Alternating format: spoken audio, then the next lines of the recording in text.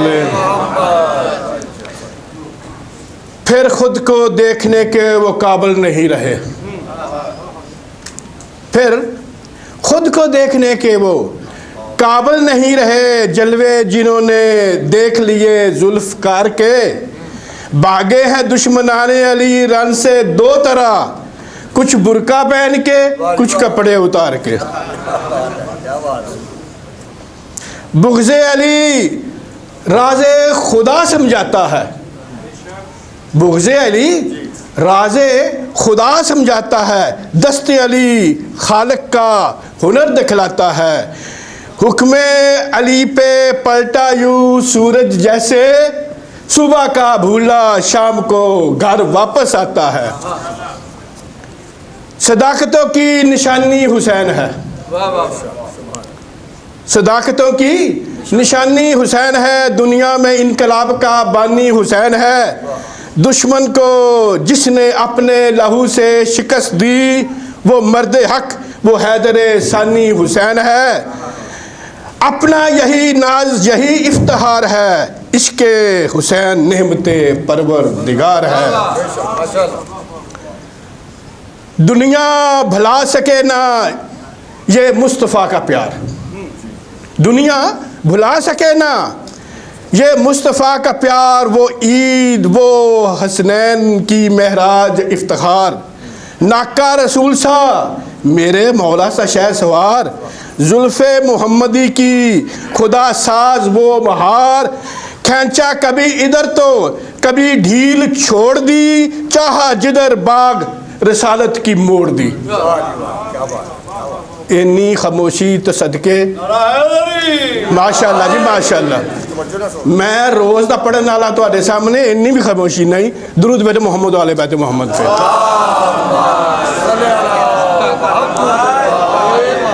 پھر آج حق کے لیے جان وفا کرے کوئی، پھر آج حق کے لیے جان فدا کرے کوئی، وفا بھی جوں اٹھے یوں وفا کرے کوئی، نماز 14 صدیوں سے منتظر ہے لوگو، حسین کی طرح آئے ادا کرے کوئی۔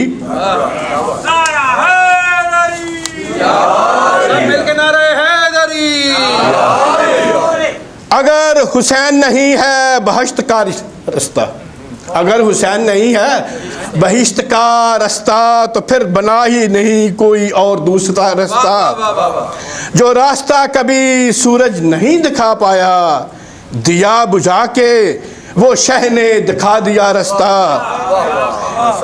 وہ جس کا راستہ روکا گیا تھا کربل میں، اسی کریم نے کھینچا ہے جا بجا رستہ، خدا ہو منزل مقصود تو رستہ نو کے سنا، خدا ہو منزل مقصود تو رستہ نو کے سنا، سنا کی نوک پہ ہو منزل تو پھر خدا رستہ، وہ خیمہ جس میں جگہ انبیاء نہ پا سکے، وہ خیمہ جس میں جگہ انبیاء نہ پا سکے، وہاں علیحدہ سے حر نے بنا لیا رستہ، اگر حسین نہیں بہشت کا رستہ تو پھر بنا ہی نہیں کوئی اور دوسرا رستہ۔ دعا محمد علیہ صلوات۔ اللہم صلی علی محمد وعلی محمد۔ نعرہ تکبیر، نعرہ رسالت، نعرہ حیدری، حیدری، صلوات پڑھیں بابا سے بولا۔ Thank you. پھر بھی بابا سے بلند صلوات۔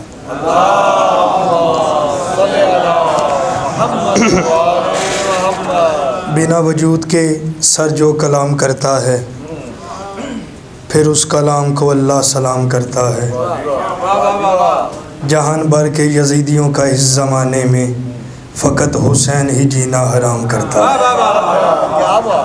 مولا سلامت رکھے، صلوات پڑھو بابا سے بلند۔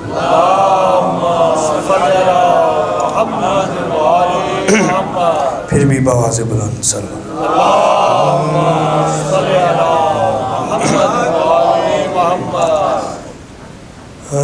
یا رب مل جائے نہ کوئی پہچاننے والا،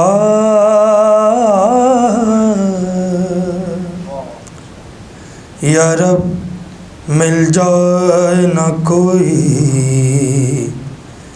پہچاننے والا، بازار میں سجاد دعا مانگ رہا ہے، تاریخ نے غیرت کا خدا لکھا ہے جس کو،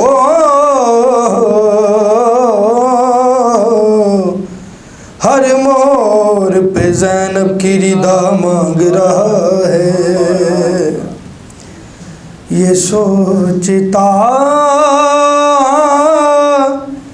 ہوں کہ عابد کا حال کیا ہوگا، یہ سوچتا ہوں کہ عابد کا حال کیا ہوگا، اسیر ہو کے وہ جب شام میں گیا ہوگا، یہ سوچتا ہوں کہ عابد کا حال کیا ہوگا، سنا ہے شام میں جاتے ہی خون رونے لگا،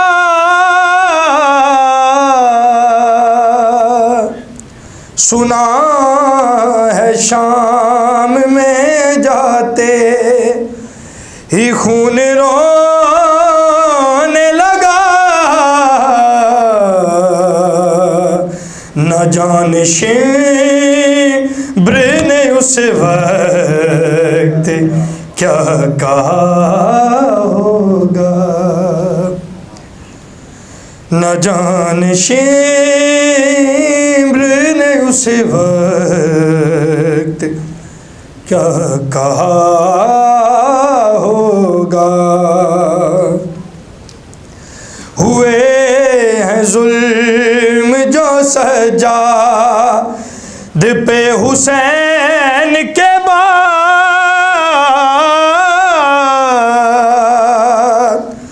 ہوئے ہیں ظلم جو سجاد پہ حسین کے بعد، مجھے یقین ہے اب تک وہ رو رہا ہوگا، اسیر ہو کے وہ جب شام میں گیا ہوگا، گلے کے توکنے عابد کو کیا جھکانا تھا،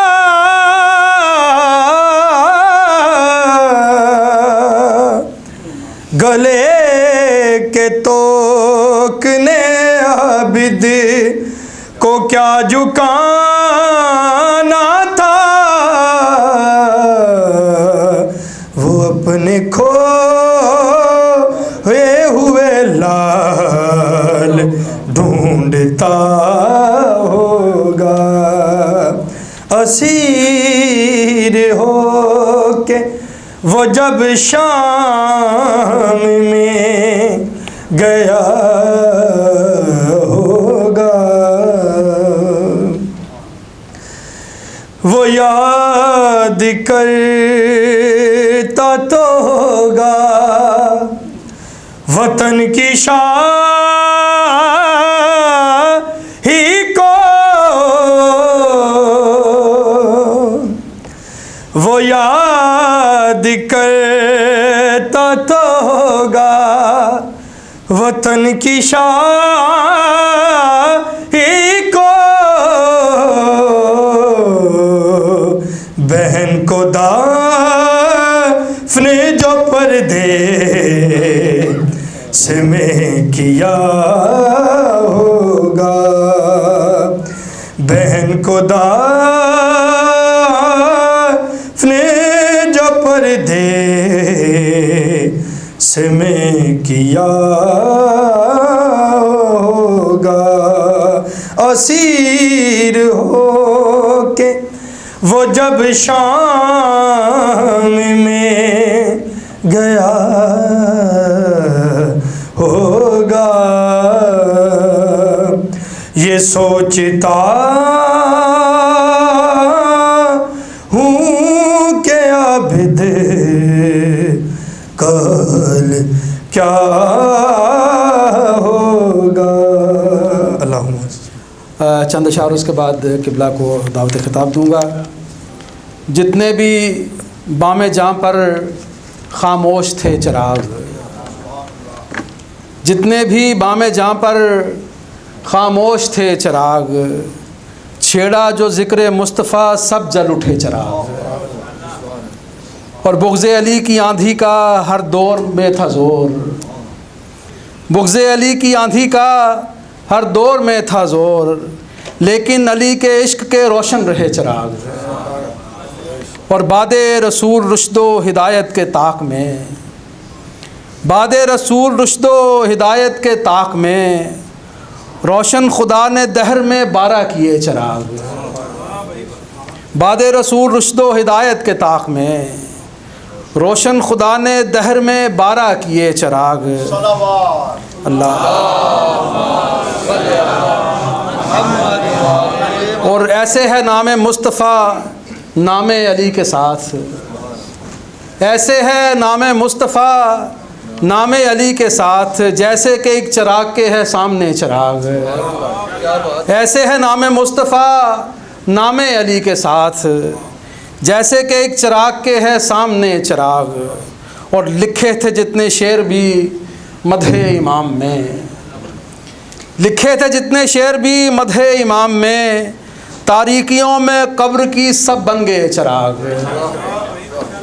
لکھے تھے جتنے شعر بھی مدح امام میں، تاریکیوں میں قبر کی سب بن گئے چراغ، اور بام سخن پہ روشنی ہے آپ کی عطا، بام سخن پہ روشنی ہے آپ کی عطا، کب ہیں قبول غیر سے مانگے ہوئے چراغ، اور لگتا ہے مومنین کے چہروں کو دیکھ کر، لگتا ہے مومنین کے چہروں کو دیکھ کر، ہیں محفل امام میں یہ مدح کے چراغ، لگتا ہے مومنین کے چہروں کو دیکھ کر، ہیں محفل امام میں یہ مدح کے چراغ،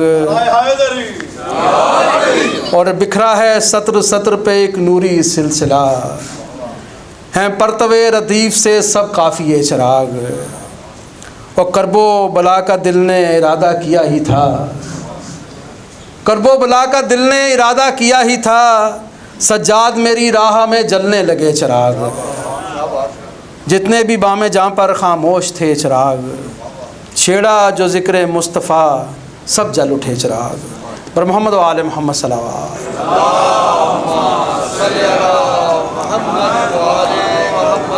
اس کے ساتھ ہی بڑے ادب بڑے احترام سے ملتمس ہوں حجت اسلام قبلہ مولانا فیروز عباس صاحب کی خدمت میں آئیں اور آج کی اس مجلس میں مومنین سے خطاب فرمائیں۔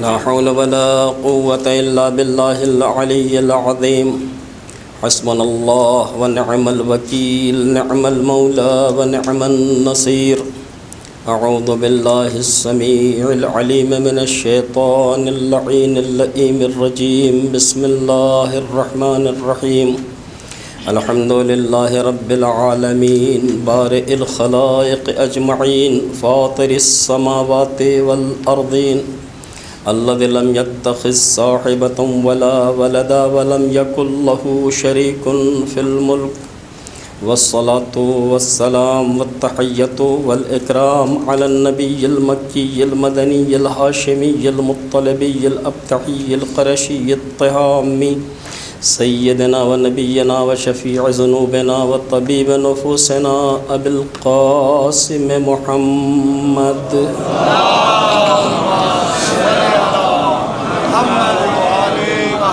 وعلى آله الطاهرين المعصومين المظلومين الغر الميامين الهداة المهديين الذين أذهب الله عنهم الرجس وطهرهم تطهيرا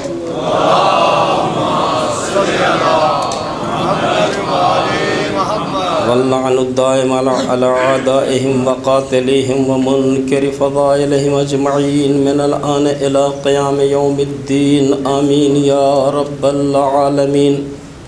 أما بعد فقد قال رسول الله صلى الله عليه وآله وسلم إني تارك فيكم الثقلين كتاب الله وعترتي أهل بيتي ما إن تمسكتم بهما لن تضلوا بعدي ولن يفترقا حتى يردا علي الحوض. صلوات.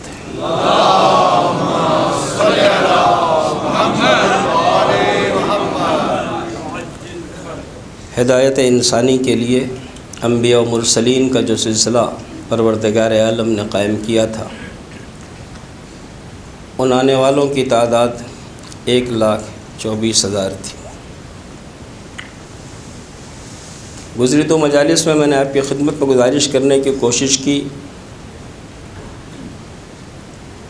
کہ قرآن کریم میں پروردگار عالم نے بہت مختصر انبیاء و مرسلین کا ذکر رکھا ہے، درحالے کہ آخری نبی کا تذکرہ اتنا ہے کہ لگتا ہے کہ پروردگار آپ کی زندگی کا کوئی حادثہ و واقعہ قرآن کریم سے خارج نہیں کرنا چاہ رہا ہے.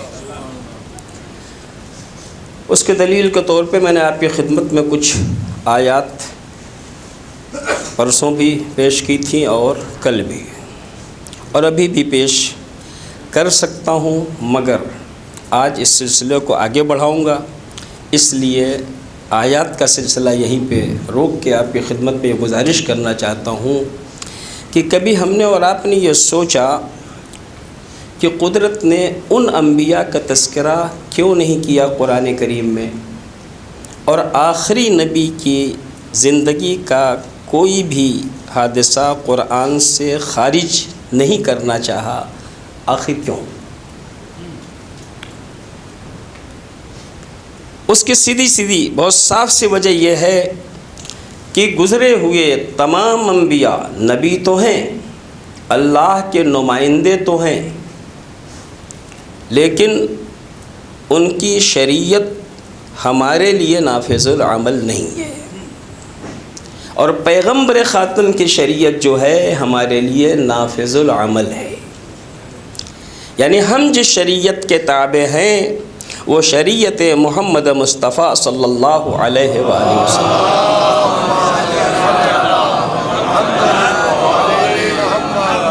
وہ دین پیغمبر اعظم ہے، اور قدرت نے اس دین کا قانون جو بنایا ہے مجموعی طور پہ وہ کیا ہے؟ وہ قانون ہے سیرت پیغمبر اعظم.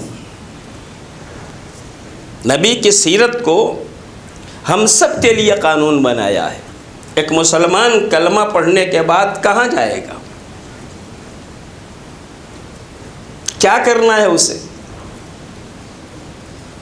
ہر آدمی، بچے بھی اسکول میں داخل ہوتے ہیں، مختلف مراحل طے کرتے ہیں، مگر ایک منزل ہوتی ہے جہاں پہ انہیں جانا رہتا ہے. ایک نگاہ میں ایک آخری منزل رکھتے ہیں کہ ہمیں پڑھ لکھ کے یہاں تک پہنچنا ہے. تو امت پیغمبر میں کلمہ پڑھ کے جو شامل ہو رہا ہے اسے کہاں تک جانا ہے اور کرنا کیا ہے؟ تو کوئی قانون قاعدہ ہوگا کہ اس امت میں رہنے والوں کو کیا کرنا ہے؟ اللہ نے واضح طریقے سے یہ اعلان کیا جو میں سنا چکا ہوں، وَلَقَدْ كَانَ لَكُمْ فِي رَسُولِ اللَّهِ أُسْوَةٌ حَسَنَةٌ. اس مرحلے دین میں قدم رکھنے کے بعد جب تمہیں عمل کی ضرورت پڑے تو لقد کان لکم فی رسول اللہ اسوۃ الحسنہ، پیغمبر کی ذات میں تمہارے لیے عمل کے بارے میں بہترین نمونہ پایا جاتا ہے۔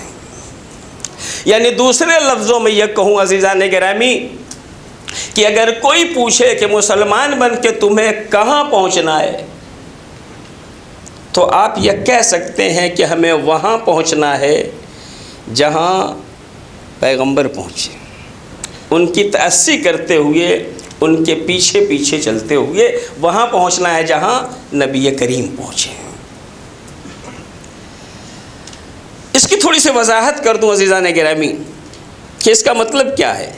ہم مسلمان، ساری دنیا کے مسلمان اپنے کو مسلمان کہتے ہیں، تھوڑا بہت اسلام سے واقف بھی ہیں، لیکن جو اس کی یعنی اس کے رموز ہیں، اس کے جو خصوصی خاص باریکیاں ہیں، اس تک ہمارا ذہن نہیں پہنچا ہے، اور یہی وجہ ہے کہ ہم بہت پیچھے جا رہے ہیں۔ آج تک 14 صدیاں گزر گئیں، جب کبھی 27 سال جب آتی ہے تو مسلمان بہت خوش ہوتا ہے۔ کیا ہے بھائی؟ شب معراج ہوا کیا ہے اس معراج میں؟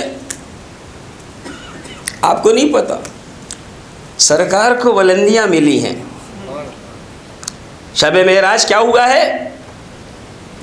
سرکار کو بلندیاں ملی ہیں۔ جب کوئی مسلمان یہ کہتا ہے کہ شب معراج میں سرکار کو بلندیاں ملی ہیں تو مجھے اس کی ذہنی پستیوں پہ رونا آتا ہے، اس لیے کہ 14 سال گزرنے کے بعد بھی ایک مسلمان اتنا نہیں سمجھ سکا کہ سرکار پستیوں میں کب تھے جو شب معراج انہیں بلندیاں دیں۔ صلوات بھیجے محمد و آل محمد۔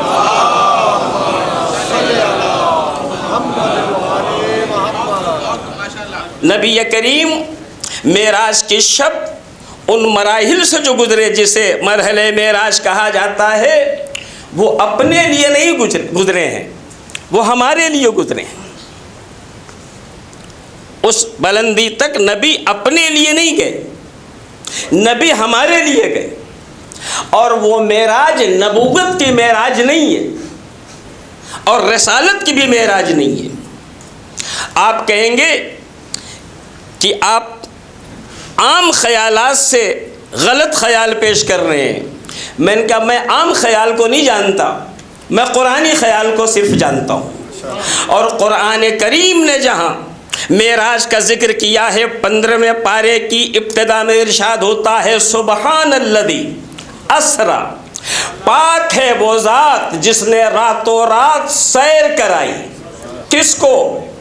بے رسول ہی،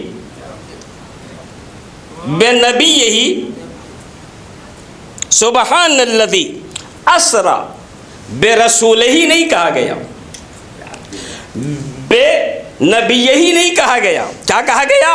بے عبد ہی، پاک ہے وہ ذات جس نے راتوں رات سیر کرائی، اپنے نبی کو نہیں، اپنے رسول کو نہیں، اپنے بندے محمد کو۔ پتہ چلا شب معراج رسالت کی معراج نہیں ہے، شب معراج نبوت کی معراج نہیں ہے، شب معراج بندگی کی معراج ہے۔ نبی بندوں کو بتانا چاہ رہے تھے کہ تمہاری منزل کیا ہے۔ عزیزان گرامی، ایک بندہ جب اپنی بندگی کا احساس کرتا ہے تو عبادتیں زیادہ کرتا ہے، اور یہ میں آپ کی خدمت میں گزارش کر دوں کہ عابد ہونا اور ہے، عبد ہونا اور ہے۔ عابد ہو کہ کوئی عبد ہو ایسا کوئی ضروری نہیں ہے، بس عبادتوں پہ توجہ بہت زیادہ نہیں دینی ہے، بلکہ بندگی پہ توجہ دینی ہے، ایسے کریں کہ ہم بندے ہو سکیں، ایسے امور انجام دیں کہ اللہ کے بندے ہو سکیں۔ علماء میں سے ایک بزرگ عالم دین بڑے اہتمام سے وضو کیا کرتے تھے، ان کے وضو میں بہت دیر لگ جاتی تھی، اور وہ اکثر دیکھتے تھے کہ ایک نوجوان آتا ہے، تیزی سے وضو کرتا ہے، ابھی ان کا وضو ختم نہیں ہوتا کہ وہ نماز پڑھ کے چلا جاتا ہے۔ ایک دن جب یہ وضو سے فارغ ہوئے اور جانے لگے تو دیکھا وہ نماز پڑھ کے واپس آ رہا ہے، تو اس سے پوچھا کہاں آئے تھے؟ کہا بس کہیں نہیں۔ کہا نہیں کہیں آئے تھے؟ کیسے یوں؟ کہ مسجد میں آئے تھے نا؟ کہا ہاں۔ کہا کیوں آئے تھے؟ کہ بس یوں ہی آ گیا تھا۔ کہا نماز پڑھنے آئے تھے؟ نہیں یوں ہی آ گیا تھا۔ ہزار کوشش کی کہ وہ کہہ دے میں نماز پڑھنے آیا تھا، مگر اس بندے نے نہیں کہا کہ میں نماز پڑھنے آیا تھا۔ اس نے کہا بس یوں ہی آ گیا تھا۔ جب بہت پوچھا کہ بھئی کوئی تو سبب رہا ہوگا آنے کا، کہ بس میں نماز پڑھنے تو نہیں آیا تھا، خالی یہ کہنے کے لیے اللہ کی بارگاہ میں آیا تھا کہ اے پروردگار میں تیری حکومت میں رہتا ہوں، تیرا غدار نہیں ہوں۔ صلوات ہے محمد و آل محمد۔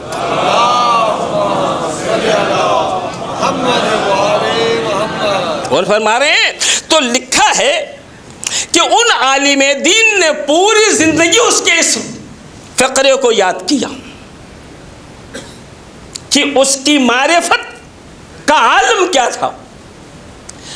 اس نے اپنی نماز کو نماز نہیں کہا، احساس بندگی میں کہ ہماری نمازیں اس قابل ہے ہی نہیں کہ وہ نماز کہی جائے، کہ میں نماز پڑھنے نہیں آتا، صرف یہ کہنے آیا تھا کہ میں تیری حکومت میں رہتا ہوں اور تیری حکومت کا غدار نہیں ہوں۔ تو بندگی یعنی عبادت اور عبادیت میں فرق سمجھ میں آیا کہ عبد کسے کہا جاتا ہے اور عابد کسے کہا جاتا ہے۔ عزیزان گرامی، اگر آدمی عابد ہوگا تو 6500 سال تک عبادت کرے گا، مگر ایک دن اللہ کے حکم سے سرتابی کر کے ہمیشہ کے لیے لعنتوں کا طوق اپنی گردن میں ڈالے گا۔ شیطان نے کتنے سال عبادت کی تھی؟ 6500 سال تک۔ عابد بنا، عبد نہیں بن سکا تھا۔ اور فرمانے عابد بنا، عبد نہیں بن سکا تھا۔ عبد وہ بلند مقام ہے جس کے لیے پیغمبر کو بلایا جا رہا ہے، بتانے کے لیے کہ عبادیت کیا ہے۔ جناب سرور کائنات جب اس سفر میں جاتے ہیں عزیزان گرامی، مجھے اس میں تھوڑی سی چیز لینی ہے معراج کے سفر سے، وہی جہاں سے یہ واضح ہو کہ عبد کیا ہے، بندہ کیا ہے۔ پیغمبر جب اس سفر میں تشریف لے جاتے ہیں عزیزان گرامی، تو اس سفر میں نبی کے ساتھ ایک اہم ترین فرشتہ بھی ہے جسے جبرائیل امین کہا جاتا ہے۔ امین وحی جبرائیل ساتھ ساتھ جا رہے، نبی ہیں، جبرائیل ہیں۔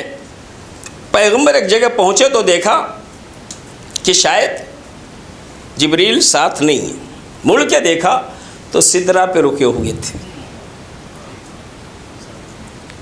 سدرہ پہ رکے تھے۔ پلٹ کے پوچھا جبرائیل کیا آگے نہیں آؤ گے؟ جبرائیل نے کہا نہیں یا رسول اللہ، لو دنوت انبلۃ لاحترقت۔ اے نبی، میں اپنی حدوں کو جانتا ہوں، انگلی کے ایک پور کے برابر آگے بڑھوں گا تو میرے بالوں پر جل جائیں۔ اور فرما رہے ہیں تو جہاں ملکوتیت کو بالوں پر جل جانے کا خوف پیدا ہوگا، وہاں اللہ کا ایک مقدس بندہ نہایت اطمینان کے ساتھ ادن منی کی صدائیں سنتا ہوا قرب پروردگار کے مرحلے کو طے کر رہا ہے۔ نبی بڑھتے رہے اور اتنا بڑھے کہ دنا فتدلّا، بڑے نبی کہاں تک بڑھے؟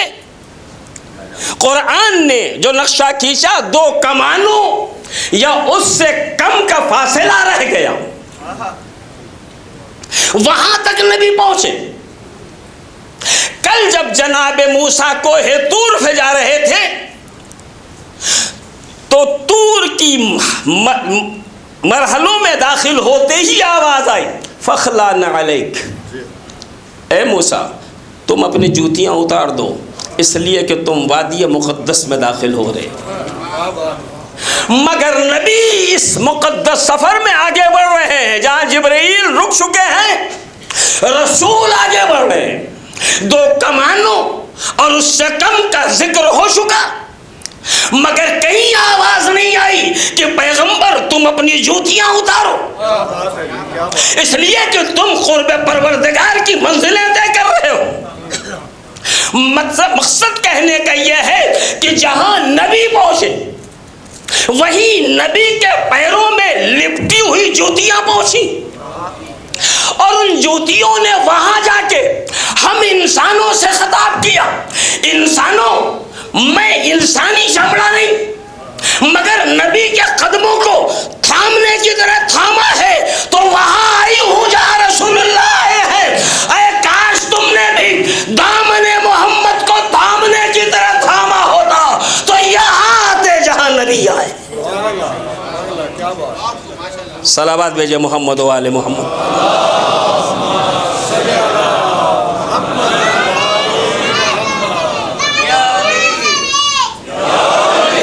عزیزان گرامی، مجھے صرف یہ عرض کرنا تھا کہ بندگی کیا چیز ہے، اور اس دین کے ذریعے پروردگار عالم لوگوں کو اپنے بندوں میں شامل کرنا چاہ رہا ہے تاکہ وہ اس انداز سے عبادتیں کریں کہ حق کے بندگی ادا ہو سکے۔ بندگی کا حق ادا کرنا کوئی معمولی بات نہیں ہے۔ خود پیغمبر جو اتنے سارے امور انجام دے چکے ہیں وہ فرماتے ہیں ما عبدناک حق عبادتک وما عرفناک حق معرفتک، پروردگارہ جو تیری عبادت کا حق تھا اسے ہم ادا نہیں کر سکے، اور جو تیری معرفت کا حق تھا اسے مکمل نہیں کر سکے۔ تو عزیزان گرامی، کہنے کا مقصد صرف یہ ہے کہ قرآن کریم نے جو پیغمبر اکرم کے زندگی کے سارے لمحات کو اپنے اندر محفوظ کر رکھا ہے، اس کی وجہ کیا ہے؟ وجہ صرف یہ ہے کہ آپ ہی کی سیرت کو ہم مسلمانوں کے لیے قانون کا درجہ دیا گیا تھا، اس لیے اللہ نے نہیں چاہا کہ پیغمبر کی سیرت کو کسی سیرت نگار کے اوپر رکھا جائے کہ وہ لکھے اور سیرت چلتی رہے، اس لیے کہ خدا کو معلوم تھا کہ لکھنے والے سیرت النبی ایسے ایسے لکھ جائیں گے کہ جب اس سے مطالعہ کر کے کوئی نئی کتاب آئے گی تو اس کتاب کا نام رہے گا رنگیلا رسول۔ اس لیے اللہ نے اپنے حبیب کی سیرت کو قرآن کریم کے اندر محفوظ رکھا تاکہ اس میں کسی رد و بدل اور کسی ترمیم کی گنجائش نہ رہے۔ اللہ فرماتا ہے ہم نے ذکر کو نازل کیا، ہم اس کی حفاظت کرنے والے ہیں، ہماری سنت میں کوئی تبدیلی نہیں ہوتی، ہماری سنت میں کسی قسم کا تغیر اور تبدل نہیں ہوتا۔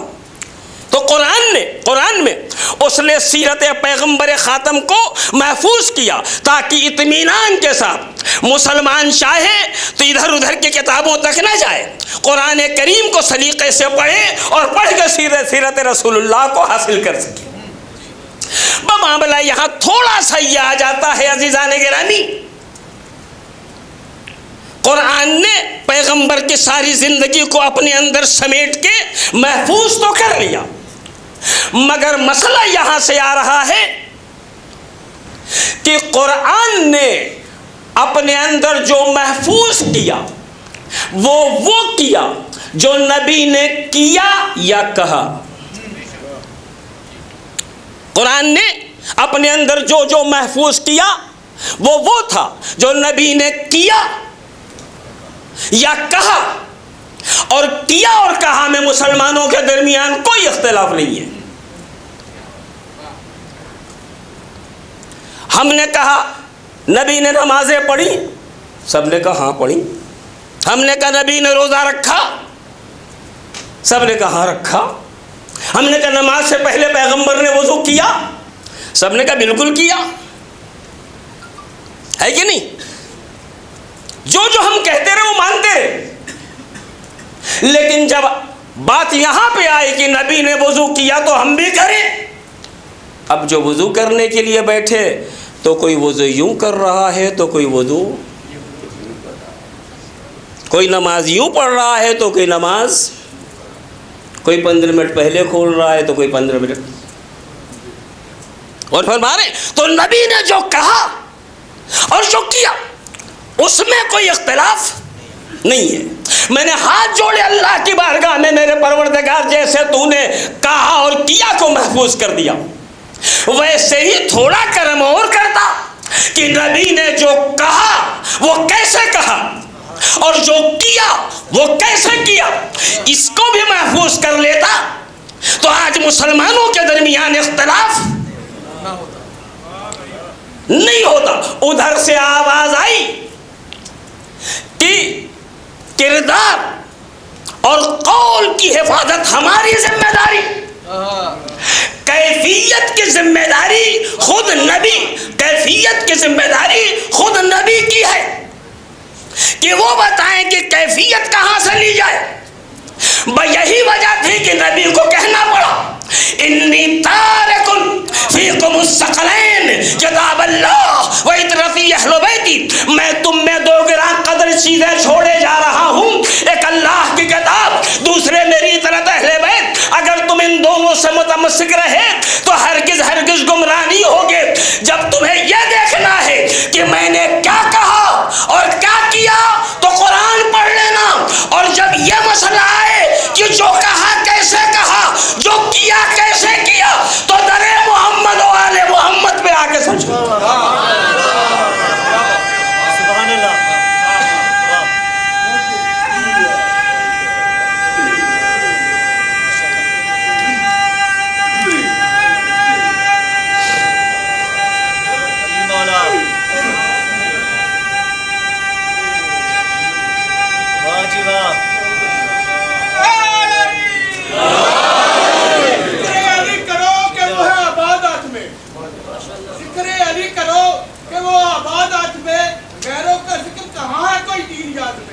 اسلام سے نہیں تھا جن کا کوئی واسطہ، وہی نام کیسے آ گئے اسلام یاد. کل ایمان، کل قرآن، حق دا امام، نعرہ حیدری. تو پیغمبر نے ذمہ داری تھی کہ اپنے قول اور اپنے کردار کی بھی حفاظت کریں اور اس کی کیفیت کی بھی. نبی نے کہا میں تم میں 2 گراں قدر چیزیں چھوڑے جا رہا ہوں، ایک اللہ کی کتاب، دوسرے میری طرف اور اہل بیت. کیا کہا کیا کیا یہ سمجھنا ہو قرآن بتائے گا. جو کہا کیسے کہا، جو کیا کیسے کیا، اسے دیکھنا ہو تو اہل بیت بتائیں گے. نبی نے ہم تمام امتیوں کو حکم دیا صلو کما رأیتمونی اصلی، ویسے نمازیں پڑھو جیسے مجھے نمازیں پڑھتے ہوئے دیکھ رہے ہو. ٹھیک ہے، کیا کہا؟ ویسے نمازیں پڑھو جیسے مجھے نمازیں پڑھتے ہوئے دیکھ رہے ہو. اس حدیث کو سامنے رکھیے گا، اس سے پہلے کی بات بھی سامنے رکھیے گا. قرآن یہ بتائے گا نبی نے کیا کہا اور کیا کیا. اہل بیت یہ بتائیں گے جو کہا کیسے کہا اور جو کیا کیسے کیا. میں نے پہلے دن یہ بات عرض کی تھی آپ کی خدمت میں جب یہ حدیث پڑھی تھی کہ بغیر اہل بیت کے قرآن کو نہیں سمجھا جا سکتا، اور بغیر قرآن آل محمد کی معرفت کو نہیں حاصل کیا جا سکتا. عزیزان گرامی، پیغمبر کے بعد بس قرآن قرآن اور قرآن، حدیثیں بھی نہیں، کیونکہ اس سے فضائل اہل بیت ظاہر ہو رہے ہیں. ٹھیک ہے، تو قرآن قرآن اور قرآن، حدیث بھی نہیں، پابندی. حالات ایسے کہ امیر المومنین کو 25 برس تقریباً گھر میں بیٹھنا پڑا، اور جب 25 برس تقریباً مکمل ہونے کے بعد امیر المومنین ظاہری خلافت پہ آئے اور پہلی نماز جماعت پڑھائی تو نماز کے بعد لوگ مصافحہ کر رہے ہیں اور رو رہے ہیں. پوچھا گیا یہ تو خوشی کا مقام ہے، رونے کا سبب کیا ہے؟ کہ رونے کا سبب یہ ہے کہ نبی کے بعد آج پہلی بار وہ نماز پڑھی ہے جو رسول اللہ کے پیچھے پڑھا کرتے تھے. پتا چلا اگر قرآن کو 25 سال کے مختصر مدت کے لیے بھی اہل بیت سے الگ کر دیا جائے تو وہ نماز کہیں نہیں دکھائی دے گی جو نبی پڑھا کرتے تھے. صلوات بھیجئے محمد و آل محمد.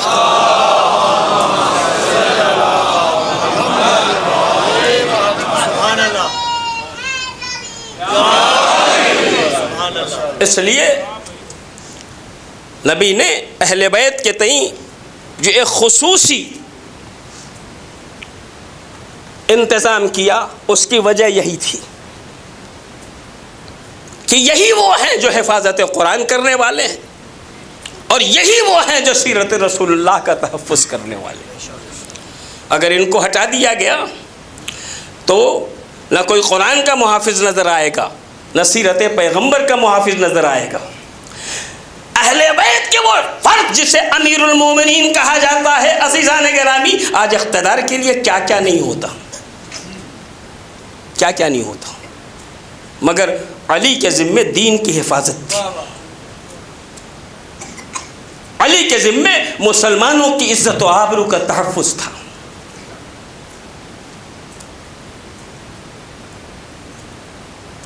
نتیجے میں نبی کے بعد حق کے علی سے ہٹا. امیر المومنین نے کوشش کرنے کے بجائے خود اپنے آپ کو کنارے کیا اور فرما رہے خود اپنے کو کنارے کیا. ہوتے ہیں ماحول میں لڑانے والے لوگ بھی، وہ کسی کو کنارے جاتا ہو بھی نہیں دیکھ سکتے. اور ایسے میں آدمی اگر اندھا معتقد ہے تو بھگتا ہے، اور اگر صاحب بصیرت ہے تو سمجھتا ہے. تو یہ جو سب کچھ ہوا تو ہوا اسی لیے تھا کہ مسلمانوں میں آپس میں ٹکراؤ ہو. اور نبی نے کہا تھا علی ہمارے بعض زحمتیں ہوں گی، صبر کر لینا. چونکہ نبی سے وعدہ کیا تھا اس لیے امیر المومنین نے ذوالفقار کو نیام میں رکھا اور خود گھر میں بیٹھ گئے. ابو سفیان آتا ہے، ابو سفیان آتا ہے اور آ کے کہتا ہے علی یہ تمہاری بے کسی کچھ دیکھی نہیں جا رہی، یہ تمہارا حق چھن گیا، تم کچھ کر نہیں رہے ہو. پتہ ہے علی تمہارے پاس ساتھی نہیں ہے تو اس میں تم پریشان مت ہو، ایک ذرا اشارہ کر دو، مدینے کے گلی کوچوں کو سواروں اور پیادوں سے بھر دوں گا، اٹھو اپنا حق لے لو. کیا کہا ابو سفیان نے؟ مدینے کے گلی کوچوں کو سواروں اور پیادوں یعنی فوجوں سے بھر دوں گا، اٹھو تو صحیح اپنا حق لو. مولا کو کیا کہنا چاہیے تھا؟ یا تو لے لیتے، یا اگر معذرت کرنی تھی تو کہہ دیتے تو علی کا ساتھی کب سے ہو گیا. مگر علی نے یہ نہیں کہا تو علی کا ساتھی کب سے ہو گیا. جب اس نے کہا اٹھو اور حق لے لو تو امیر المومنین نے غور سے اسے دیکھا اور کہا ابو سفیان تو دین کا ساتھی کب سے ہو گیا. صلوات بھیجئے محمد و آل محمد.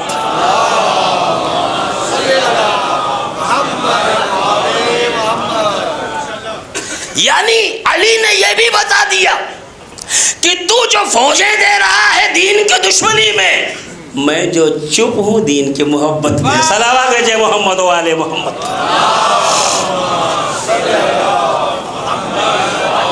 عزم تک کیجئے راستہ مل جائے گا، عزم تک کیجئے راستہ مل جائے گا، سلسلے سے سلسلہ مل جائے گا. بس مرتضیٰ سے مصطفیٰ تک آئیے، 2 قدم چلیے خدا مل جائے گا. ایک صلوات.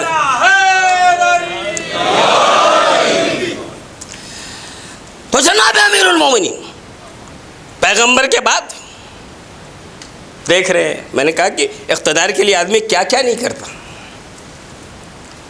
لیکن امیر المومنین نے خاموشی اختیار کی اور پھر خود اقتدار پلٹ کے آیا، کیونکہ مولا نے خود کہا تھا کہ علی کی مثال خلافت کے لیے چکی کی کیل کی سی ہے، چکی جب گھومے گی تو اس کیل کے سہارے ہیں۔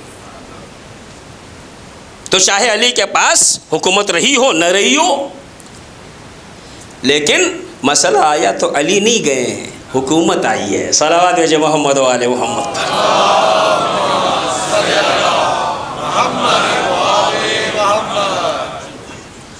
تو ایک مرحلہ وہ بھی آیا کہ امیر المومنین کو بلایا گیا دوسری خلافت کے بعد۔ علی، ہم سمجھتے ہیں کہ تم ہی اس لائق ہو کہ تم اس اقتدار کو حاصل کرو اور حکومت کرو، مگر ایک شرط ہے۔ کہ کیا شرط ہے؟ کہ شرط یہ ہے کہ قرآن و سیرت پیغمبر کے ساتھ دو بزرگوں کی سیرت بھی بڑھا لو اور حکومت لے لو۔ امیر المومنین نے کہنوں کو غور سے دیکھا اور کہا میں حکومت کے تخت کو ٹھوکر تو مار سکتا ہوں، مگر جس چیز کو اللہ نے قانون نہیں بنایا میں اسے قانون میں داخل نہیں کر سکتا۔ صلوات بھیجے محمد و آل محمد۔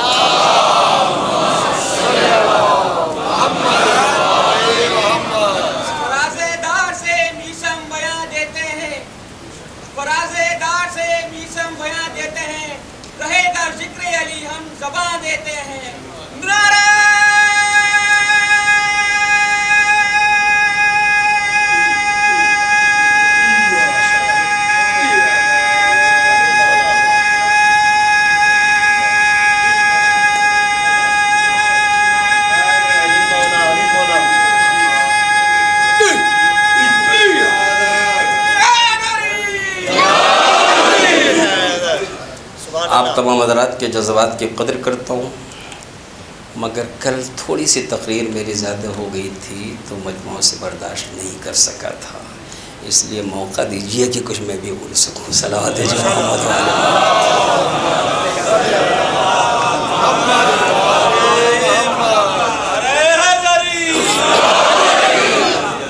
عزیزان گرامی، تو پیغمبر ہے، نہیں خاموشی نہیں کہہ رہا ہوں، صلوات بھیجے محمد۔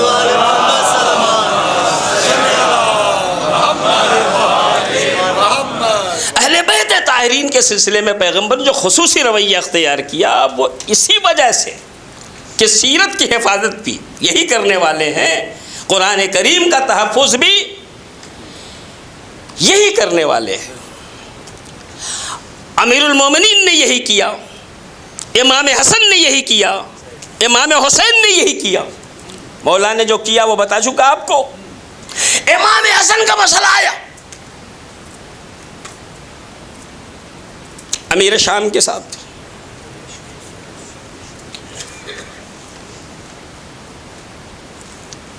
اہم ترین شرط جو پہلی شرط لکھی گئی وہ کیا تھی؟ امیر شام کو چاہیے کہ قرآن اور سیرت پیغمبر پہ عمل کرے۔ لوگ کہتے ہیں حسن نے سلوک کیوں کر لی، حسین کی طرح جنگ کیوں نہیں کر لی؟ حسن نے سلوک کر کے قلم ہی سے وہ کام کر لیا جو حسین کربلا میں تلوار سے کرنے آئے ہیں۔ صلوات بھیجے محمد و آل محمد۔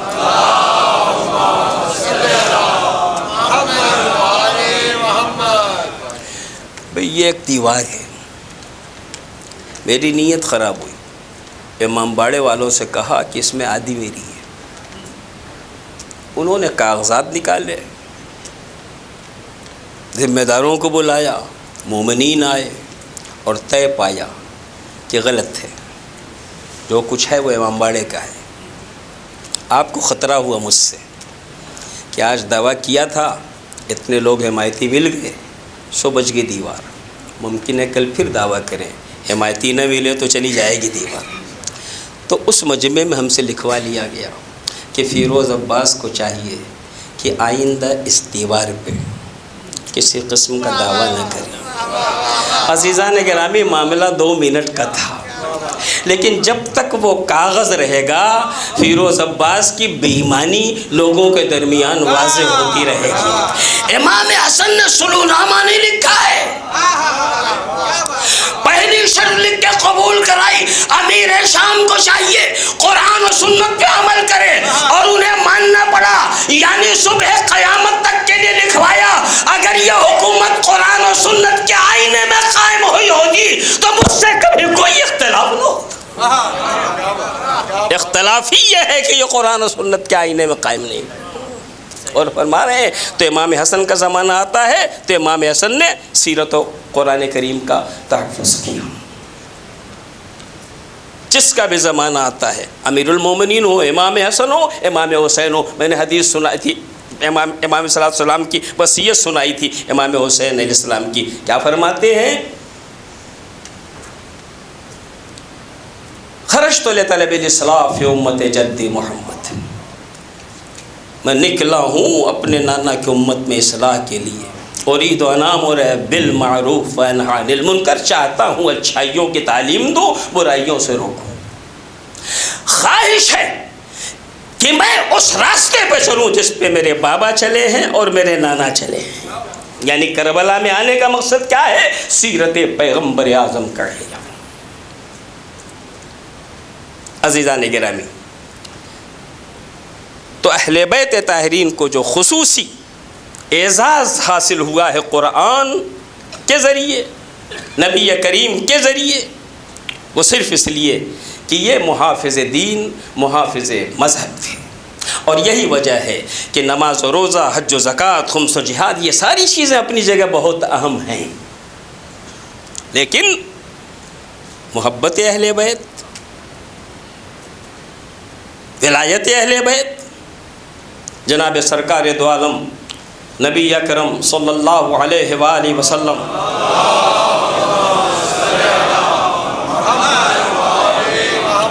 ارشاد فرما رہے ہیں اگر کسی شخص کو عمر نوح ملے،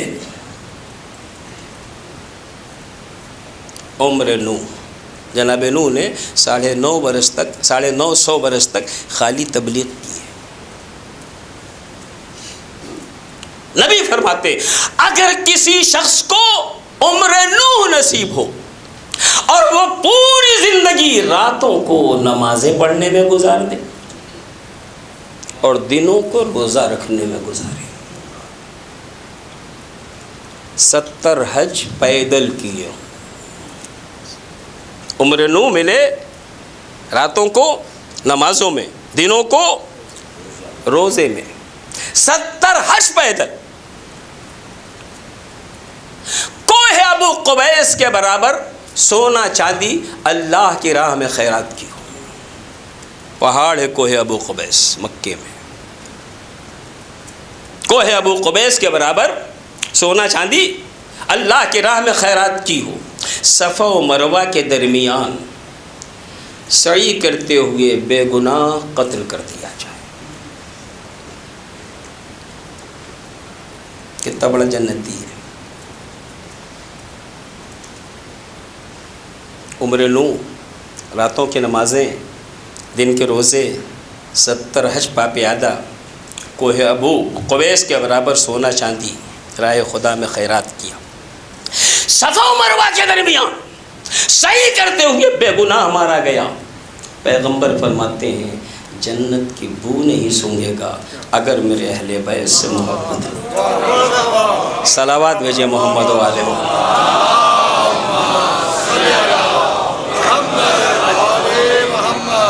عزیزان گرامی، مجھے کچھ اور بیان کرنا تھا مگر اس سے آگے نہیں بڑھوں گا۔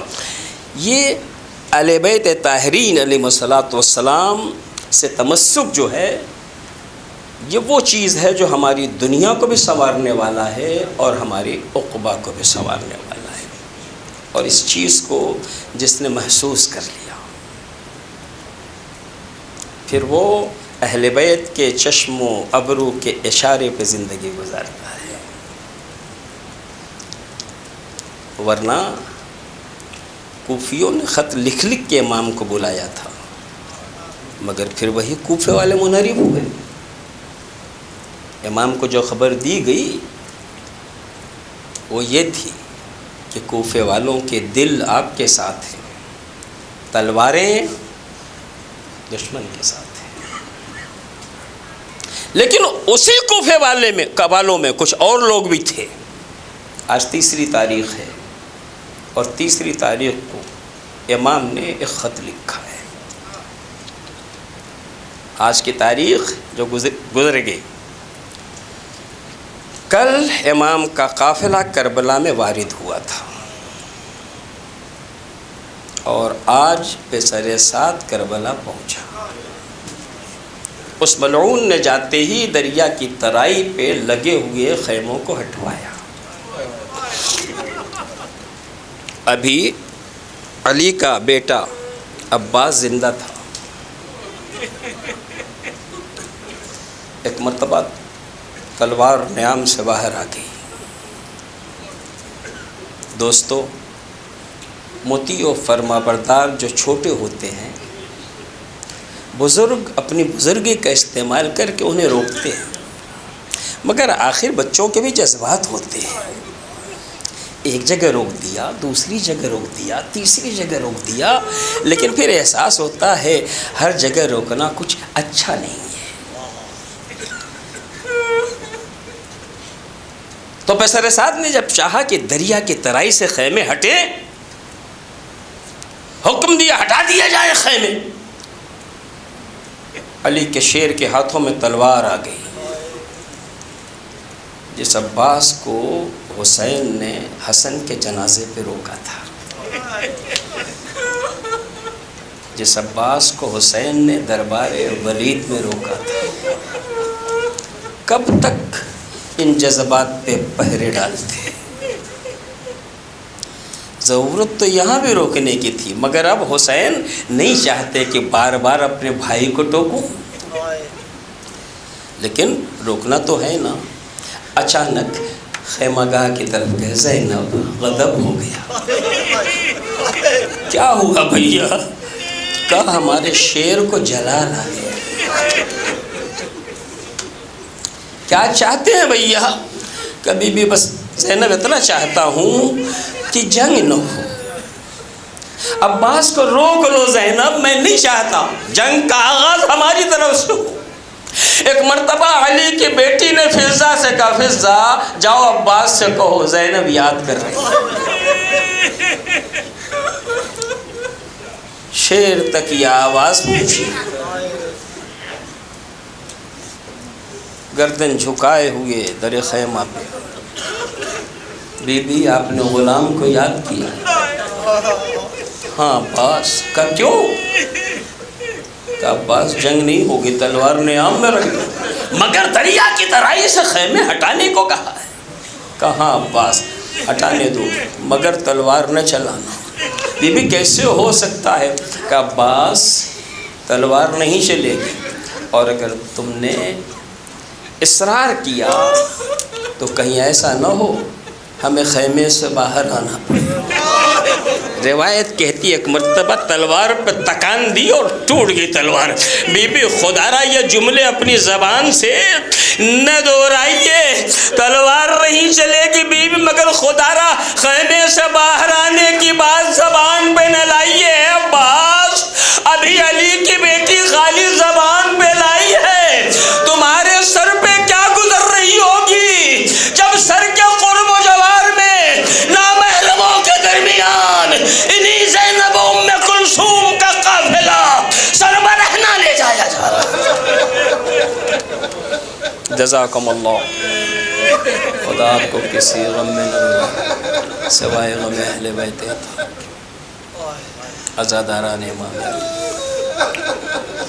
تو آج 3 محرم کا دن گزر گیا۔ 2 واقعے یہ ہوئے، خیمے سے دریا سے خیمے ہٹے، اور بی بی حالات دیکھ رہی ہیں تو بار بار اپنے بھیا سے کہہ رہی ہیں بھیا یہ فوجوں پہ فوجیں آتی چلی جا رہی ہیں، آپ نے بھی اپنے دوستوں کو بلایا؟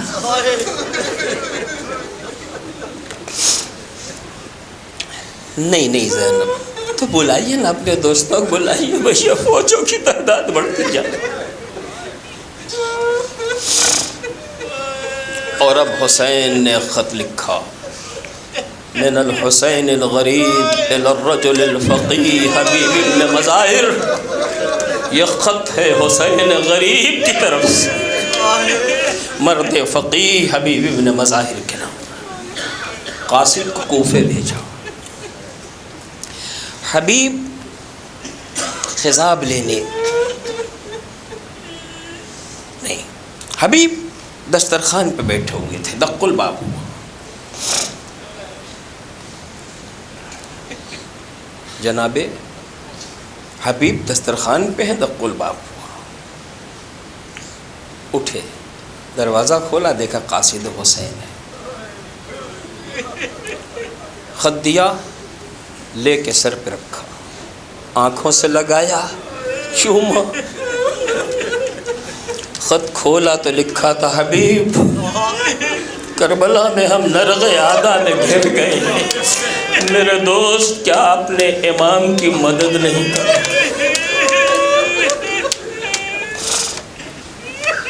حبیب نے خط پڑھا، پڑھ کے جیب میں رکھ لیا، دسترخوان پہ بیٹھ گئے۔ بیوی آئی، کوئی آیا تھا؟ کہاں کا؟ کون؟ قاصد حسین۔ کیا تھا؟ کا خط لایا؟ کیا لکھا ہے؟ کا حسین نے مدد کے بلایا؟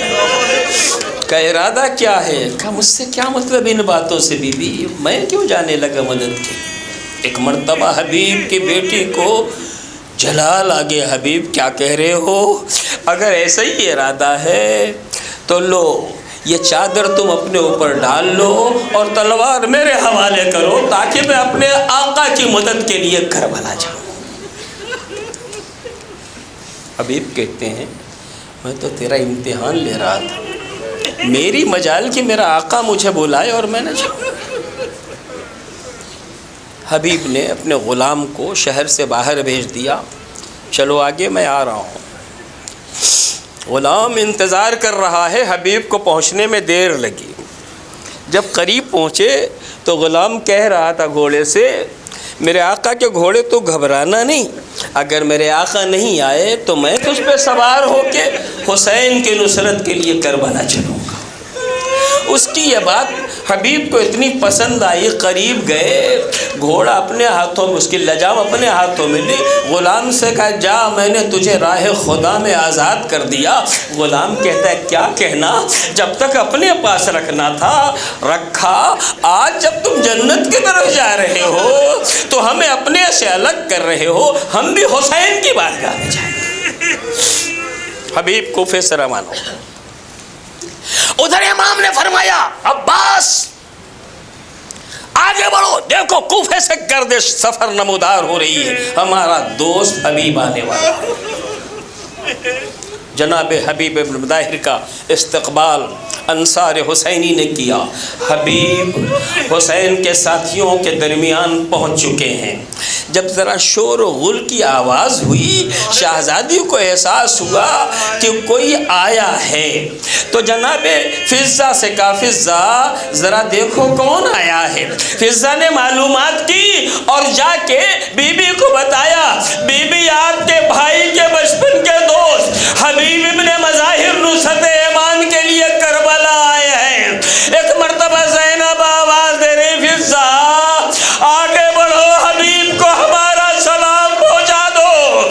فضہ نے در خیمہ سے آواز دی، اے حبیب خوشا نصیب کائنات کی شہزادی جبریل کی خوزادی تمہیں سلام کہہ رہی ہے۔ حبیب نے امامہ زمین پہ پھینکا، اے پروردگار کیا اہل بیت نبی پہ وہ وقت آ گیا، اب شہزادیاں ہم غلاموں کو۔